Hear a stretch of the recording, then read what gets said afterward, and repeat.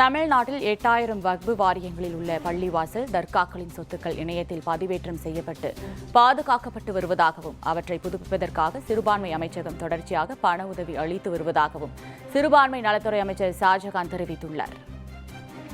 வக்ஃப் சொத்துங்கிறது 1955 1958 வரைக்கும் இருக்கக்கூடிய பள்ளிவாசல், தர்காக்களுடைய சொத்துக்கள் பதிவேற்றம் செய்யப்பட்டு அது பாதுகாக்கப்பட்டு வந்து கொண்டிருக்கிறது. தமிழகத்தில் இருக்கக்கூடிய சுமார் 8000 வக்ஃப் நிறுவனங்கள் அதை பராமரிப்பதும் பாதுகாப்பதும் ஆன பணிகளை செய்து கொண்டிருக்கின்றன. ஒரு சில வக்ஃபுகளிலே அங்கே இருக்கக்கூடிய நிர்வாகிகளால் அது வாடகைக்கு தரப்பட்டோ சில ஆக்கிரமிப்புகளும் இருந்து கொண்டிருக்கிறது. அதை தொடர்ச்சியாக சம்பந்தப்பட்ட வக்ஃப் நிர்வாகிகளை அதை நிவர்த்தி செய்யக்கூடிய வகையிலே பணிகளை தொடர்ந்து கொண்டிருக்கிறார்கள்.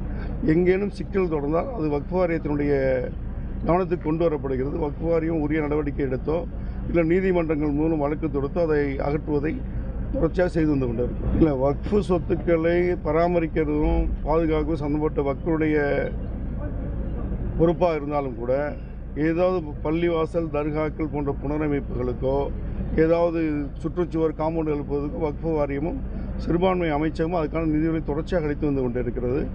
வரக்கூடிய நாட்களில் கூட சுமார் 35 கோடி ரூபாய்க்கு அதிகமான அளவில் கல்லறை தோட்டங்கள், கபரஸ்தானங்களுக்கான சுற்றுச்சுவர்கள், அதற்கான பாதை வசதிகள் போன்றவைகளை செய்வதற்கு இந்த அரசு நிதியை விடுவிக்க இருக்கிறது.